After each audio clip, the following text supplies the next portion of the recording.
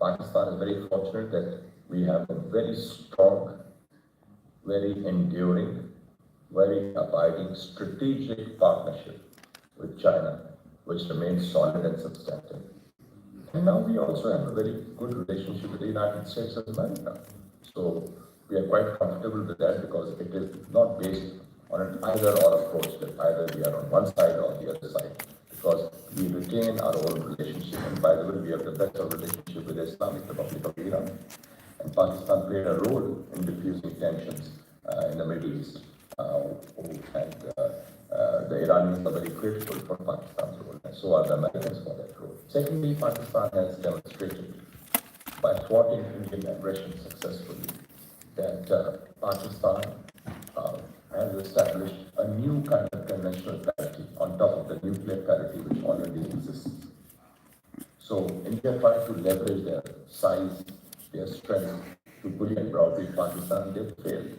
So the new normal is that if India tries to launch aggression against Pakistan or bully or browbeat, they'll hit back hard.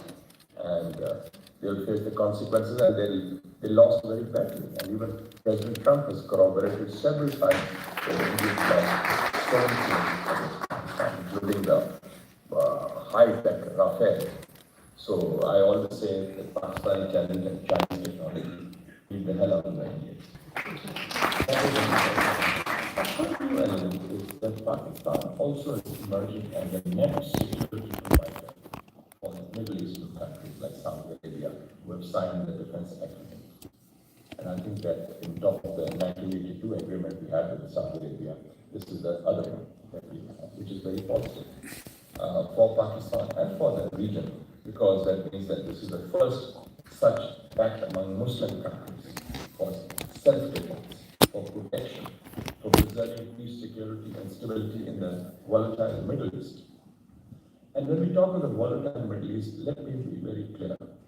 There will be no enduring peace, security, and stability in the Middle East until and unless a Palestine state, a sovereign and independent Palestine state, with Jerusalem as its capital, is established.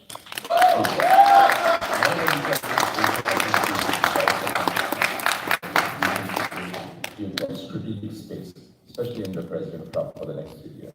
And that strategic space enables us to play an autonomous role in foreign affairs. But having said that, there are certain caveats. I think we need to set our own house in order at home. The issue of terrorism needs to be resolved.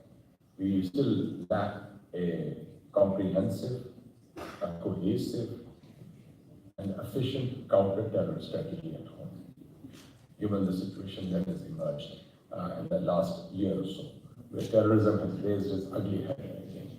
And finally, the most important thing, a foreign policy of any country is an extension of the domestic base, the domestic politics, the domestic stability. I think that the depolarization that exists in Pakistan needs to be ended through a healing touch, where all political prisoners should be released and all stakeholders, whether government or opposition, should be taken on board. Finally, I'd like to say I was, in 1999, Minister for Information, Tourism and Culture, and I had the great honor to be the Minister in waiting to President Mandela when he came to Pakistan in May 1999. And I spent 4 days with him. I asked him, sir, what is the biggest quality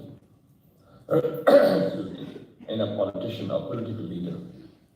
And without batting an eyelid, in a jiffy, in a split second, he said, generosity.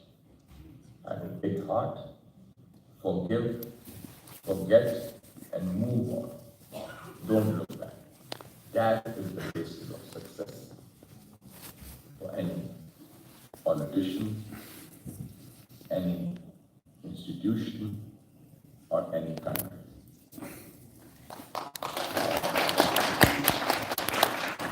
Moving forward. And I think that is what is in Pakistan. Forgive the killing and all that damn things. Thank you so much. All the best. Thank you, Mushahid Sahib, for those thoughtful remarks. Now I would like to wrap up today's proceedings with the much-awaited keynote address and then the fireside chat. which will be moderated by our very own Amna Khilji. Amna is the Vice President for North America at Audelysis, where she leads the firm's executive search practice and works very closely with Fortune 500 companies, private firms, global organizations to advance inclusive leadership. She brings deep experience and expertise across higher education, healthcare, and international markets. She's also the co-founder and the COO of the Park Futures Foundation. If Fajaz is our big brother, then Amna is our big sister. Please join me in welcoming Amna Khilji.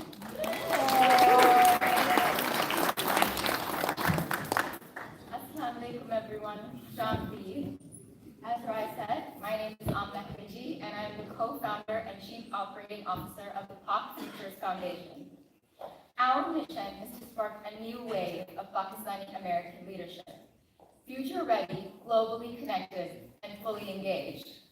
We do this by creating platforms where ideas collide, where young people and seasoned experts meet, and where the Pakistani American imagination expands far beyond the limits of what we've been told is possible. Earlier this year, we hosted the Ivy Future of Pakistan Conference at Yale University, a first of its kind gathering